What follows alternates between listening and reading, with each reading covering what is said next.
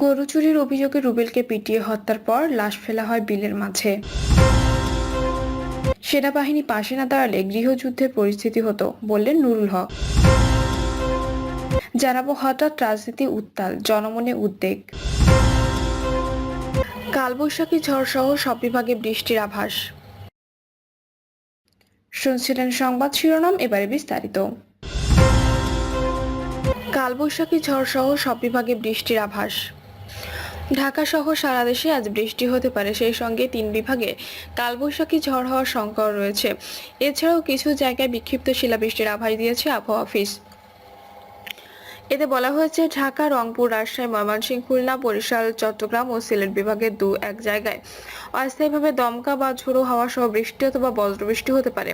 সেই সঙ্গে কোথাও কোথাও বিক্ষিপ্তভাবে শিলাবৃষ্টি হতে পারে। কালবৈশাখী ঝড় রংপুর বিভাগের পঞ্চগড়, ঠাকুরগাঁও ও দিনাজপুর জেলা দিয়ে বাংলাদেশে প্রবেশ করে দক্ষিণ পূর্ব দিকে রংপুর বিভাগের নীলফামারী, রংপুর, লালমনিরহাট, কুড়িগ্রাম ও গাইবান্ধা জেলার উপর দিয়ে অতিক্রম করে রাজশাহী ও ময়মনসিংহ বিভাগ দিয়ে অগ্রসর হওয়ার আশঙ্কা করা যাচ্ছে।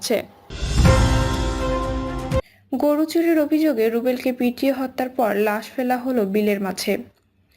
চট্টগ্রামের রাউজানে গরু চুরির অভিযোগে মোহাম্মদ রুবেল নামে এক যুবক গণপিটুনিতে মারা গেছেন। শুক্রবার সকালে উপজেলার 10 নম্বর পূর্ব গুজরা ইউনিয়নের 7 নম্বর ওয়ার্ডের বৃহত্তর হোয়ারাপাড়া এলাকায় মোবারক খালের পূর্ব পাশের বিল থেকে ওই যুবকের মরদেহ উদ্ধার করে পুলিশ। নিহত রুবেল চট্টগ্রাম নগরের বায়েজিদ থানা এলাকার প্রয়াত নুরুল আলমের ছেলে। স্থানীয় লোকজন জানায়, শুক্রবার ভোরে পূর্ব গুজরা ইউনিয়নের হোয়ারাপাড়ার টিপু বড়ুয়ার গোয়ালঘর থেকে একটি গরু চুরি করে নেওয়ার সময় স্থানীয় লোকজন বিষয়টি টের পেয়ে রুবেল নামের এক চোরকে গণপিটুনি দিয়ে হত্যা করে মরদেহ বিলের মাঝখানে ফেলে রাখে। সকালে পুলিশ গিয়ে মরদেহ উদ্ধার করে ময়নাতদন্তের জন্য মর্গে পাঠায়। রাউজান থানা পুলিশ জানায়, নিহত রুবেলের বিরুদ্ধে ডাকাতি, চুরি, অস্ত্র মামলা সহ 4টি মামলায় তথ্য পাওয়া গেছে। পূর্ব গুজরা পুলিশ ফাঁড়ির ইনচার্জ আব্দুল বাতেন বলেন, চোরাই একটি গরু উদ্ধার করা হয়েছে। নিহতের মরদেহ উদ্ধার করে ময়নাতদন্তের জন্য চট্টগ্রাম মেডিকেল কলেজ হাসপাতালে পাঠানো হয়েছে। এ ঘটনায় থানায় একটি হত্যা মামলা রুজু হয়েছে। সেনাবাহিনী পাশে না দাঁড়ালে গৃহযুদ্ধের পরিস্থিতি হতো, বললেন নুরুল হক। গণ অধিকার পরিষদের সভাপতি নুরুল হক নূর বলেছেন, 24-এর গণঅভ্যুত্থানে সামরিক বাহিনী যদি জনগণের পাশে এসে না দাঁড়াতো তাহলে দেশে একটি গৃহযুদ্ধের পরিস্থিতি তৈরি হতো। কিছু বুদ্ধিজীবী কৌশলে গণঅভ্যুত্থানে সেনা কর্মকর্তাদের অবদান অস্বীকার করে বিভাজন তৈরি করতে চায়। এতে দেশে নৈরাজ্য সৃষ্টির আশঙ্কা রয়েছে। সে কারণে সবাইকে এই বিষয়ে সজাগ থাকার আহ্বান জানিয়েছেন তিনি। মোহাম্মদ রাশেদ খান বলেন, নতুন করে এটা নিয়ে জাতীয় ঐক্যমতের প্রয়োজন নেই। আওয়ামী লীগের রাজনীতি বন্ধে 5ই আগস্টের জনগণ রায় দিয়েছে। আওয়ামী লীগকে পুনর্বাসন করা মানে শহীদদের রক্তের সঙ্গে বেইমানি করা। হঠাৎ রাজনীতি উত্তাল, জনমনে উদ্বেগ। আওয়ামী লীগকে নিষিদ্ধ করার পরিকল্পনা সরকারের নেই। প্রধান উপদেষ্টা অধ্যাপক মোহাম্মদ ইউনূসের এই বক্তব্য ঘিরে নতুন আলোচনা জন্ম দিয়েছে। এই বক্তব্যের পক্ষে বিপক্ষে বিভিন্ন দল ও মহলের অবস্থানে রাজনৈতিক অঙ্গনে হঠাৎ তোলপাড় শুরু হয়েছে। এমন পরিস্থিতিতে দেশের মানুষের মধ্যে উদ্বেগ দেখা দিয়েছে। দেশ আবার সংঘাতময় হয়ে ওঠে কিনা তা নিয়ে শঙ্কিত দেশের জনগণ। প্রধান উপদেষ্টার বক্তব্যের পর জাতীয় নাগরিক পার্টি সহ অনেক রাজনৈতিক দলের নেতিবাচক প্রতিক্রিয়া দেখা দিয়েছে।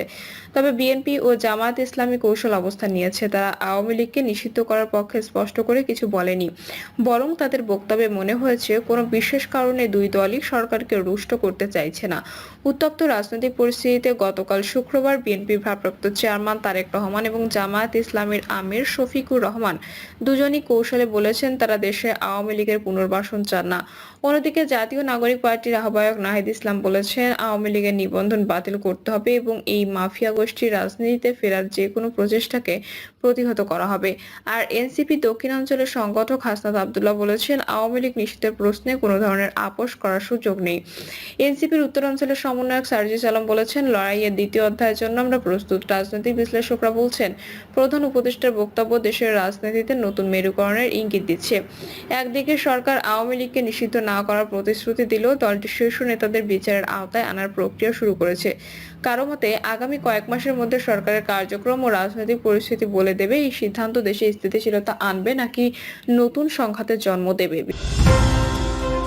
বিভিন্ন দলের উচ্চ পর্যায়ের সূত্রে জানা গেছে, পশ্চিমা প্রভাবশালী বৃহৎ গণতান্ত্রিক দেশগুলো কোনো রাজনৈতিক দল নিষিদ্ধ করার পক্ষে নয়।